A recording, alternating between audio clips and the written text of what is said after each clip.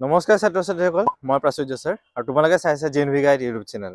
তো তোমালোকৰ এতিয়া নৱোদয় বাছনি পৰীক্ষা 2024 শেষ হ'ল যোৱা জানুৱাৰী 20 তাৰিখে। আৰু এতিয়া বিশেষকৈ ভিডিঅ'টো আমি এই অহা ষ্টুডেণ্টখিনিৰ কাৰণে মই এই ভিডিঅ'টো ক'ম।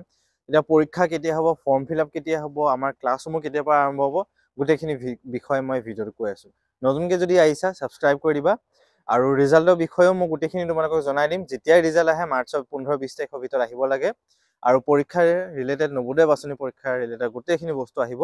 আৰু যিসকলে ষ্টুডেণ্টে এতিয়া নৱোদয় পৰীক্ষা দিম বুলি ভাবি আছে বা বিশেষকৈ অভিভাৱকসকলে আপোনালোকে ভাবি আছে আপোনাৰ ল'ৰা ছোৱালীয়ে পৰীক্ষা দিম বুলি, তো আপোনালোকে মোৰ চেনেলটো ছাবস্ক্ৰাইব কৰি দিব আৰু আপোনালোকে গোটেইখিনি বস্তু গম পাই থাকিব চেনেলটোতে।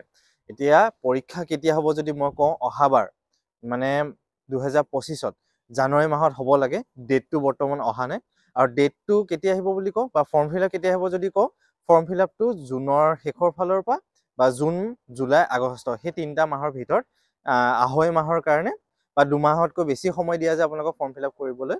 আৰু সেই সময়ছোৱাত আপোনালোকে ফৰ্ম ফিল আপ কৰিব পাৰিব। ফৰ্ম ফিল আপ কেনেকৈ কৰিব, কি কৰিব, মোৰ চেনেলটোতে আপোনালোকে A to Z গম পাব গোটেইখিনি বস্তু। আপোনালোকে সেইকাৰণে মোৰ চেনেলটো চোৱাটো বহুত বেছি গুৰুত্বপূৰ্ণ হয়। আৰু আমাৰ এতিয়া কি পঢ়িব লাগিব, কেনেকৈ কৰিব লাগিব, এখন কিতাপ আহে নৱোদয় বাছনি পৰীক্ষা 2025ৰ কাৰণে। 24খন আহিলে মই আপোনালোকক 25ৰ কিতাপখন ল'ব দিম। 24ৰ কিতাপখন ল'ব নালাগে আপোনালোকে, কেইদিনমান ৰওক, মাৰ্চ মাহলৈ 25ৰ কিতাপখন আহিবগৈ। আৰু আমাৰ ক্লাছসমূহ কেতিয়া আৰম্ভ হ'ব, আমাৰ ক্লাছসমূহ অহা জুন মাহৰ পৰা আৰম্ভ হ'ব। জুনৰ পৰা জানুৱাৰীলৈকে আমাৰ ক্লাছসমূহ হ'ব। আৰু পৰীক্ষাটো জানুৱাৰীতে হ'ব লাগে, ডেটটো দিয়া নাই। ডেটটো এতিয়া যেতিয়া ফৰ্ম ফিল আপ আহিব তেতিয়া ডেটটো দিয়া যাব। তো আপোনালোকে গোটেইখিনি বিষয়ে গম পাই যাব মোৰ চেনেলটোতে। আৰু এতিয়া ষ্টুডেণ্টক যিসকলে 4ত পঢ়ি আছে সেই ষ্টুডেণ্টখিনিহে এই এপ্ৰিলত 5 পাবগৈ, সেই ষ্টুডেণ্টখিনিহে ফৰ্ম ফিল আপ কৰিব পাৰিব। মানে যিসকল ষ্টুডেণ্টে বৰ্তমান মাৰ্চত পৰীক্ষা দিব 5ৰ কাৰণে আৰু এপ্ৰিলত 5ত এডমিশ্যন ল'ব, সেই ছাত্ৰ ছাত্ৰীসকলেহে পৰীক্ষাটো দিব পাৰিব। চৰকাৰী হওক বা প্ৰাইভেটেই হওক, খালি প্ৰাইভেট স্কুল হ'লে গভৰ্ণমেণ্ট ৰিকগনাইজ অৰ্থাৎ চৰকাৰী স্বীকৃতিপ্ৰাপ্ত হ'ব লাগিব সেই প্ৰাইভেট স্কুলখন। আপোনালোকে সেই বস্তুটো অলপ ভালকৈ চাব। চৰকাৰী স্বীকৃতিপ্ৰাপ্ত private school, government recognise private school হ'ব লাগিব। আৰু চৰকাৰী স্কুলত যদি ষ্টুডেণ্টে পঢ়ি আছে, গভৰ্ণমেণ্ট স্কুলত যদি পঢ়িছে, একো সমস্যা নাই। আৰু ইংলিছ মিডিয়াম, অসমীয়া মিডিয়াম তেনেকুৱাকৈ একো সমস্যা নাই, সকলো মিডিয়ামৰ পৰা দিব পাৰিব। খালি প্ৰাইভেট স্কুলত যদি হয় তেতিয়াহ'লে গভৰ্ণমেণ্ট ৰিকগনাইজ বা চৰকাৰী স্বীকৃতিপ্ৰাপ্ত ইংলিছ বা অসমীয়া মিডিয়াম স্কুলখন হ'ব লাগিব।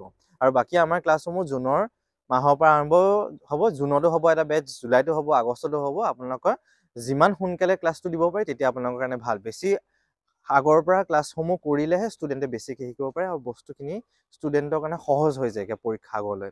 আমি একদম A to Z গোটেইখিনি বস্তুৰ প্ৰস্তুতি কৰোৱা যাব। মানসিক দক্ষতা আহে, অসমীয়া আহে, অংক আহে, যদি অসমীয়া মিডিয়াম, যদি English medium, maths, mental ability, English, দুটা মিডিয়ামৰ কাৰণে আমাৰ বেলেগ বেলেগকৈ কৰোৱা যায়। আৰু গোটেইখিনি A to Z পৰীক্ষাৰ কাৰণে শিকোৱা যায়। OMR sheet শিকোৱা যায়। পুৰণা প্ৰশ্ন কাকতসমূহ 2024ৰ পৰা লৈ 2016লৈকে 15লৈকে আমি প্ৰশ্ন কাকতসমূহ দেখুওৱা যাব। তাৰ লগতে আমি মক টেষ্ট পাতিম। প্ৰতিটো পাঠৰ পৰা আমি টেষ্ট লোৱা যাব। আমাৰ ৰেকৰ্ডিং ক্লাছ দিয়া যায় আমাৰ ক্লাছত। তো ষ্টুডেণ্টে গোটেই অভাৰঅল পৰীক্ষাৰ বাবে ৰেডি কৰি দিয়ে আমাৰ ফালৰ পৰা ষ্টুডেণ্টক। খালি এটাই বস্তু আমি ষ্টুডেণ্টক বা গাৰ্জেনসকলক কওঁ, ষ্টুডেণ্টে প্ৰেক্টিছ কৰিব লাগিব আৰু আপোনালোকে অলপমান কি পঢ়ি আছে, কি নাই পঢ়া, সেইখিনি বস্তু অলপ চাব লাগিব। বাকী আমাৰ ক্লাছত সকলোকে লগ পাম বুলি আশা ৰাখিলোঁ। আৰু মাৰ্চৰ এতিয়া ৰিজাল্টটো আহিব লাহেকৈ, যিসকলে এইবাৰ পৰীক্ষা দিছে। আৰু ফৰ্ম ফিল আপটো জুনৰ পৰা জুলাইৰ ভিতৰত আহিব। আৰু মই সেইখিনি বস্তু ইউটিউবত আপোনালোকক জনাই দিম। আৰু আমাৰ ক্লাছৰ বিষয়ে যদি বেছিকৈ আৰু জানিব বিচাৰে, ইয়াতে ফোন নাম্বাৰটো দিয়া আছে। ফিজ কেনেকুৱাকৈ হ'ব, কি হ'ব আৰু বিশেষকৈ তো এইখিনি আপোনালোকে গম পাব ইয়াতে। ঠিক আছে, তো সকলোকে অহা নেক্সট ভিডিঅ'ত বা আগন্তুক দিনলৈ লগ পাম। ধন্যবাদ।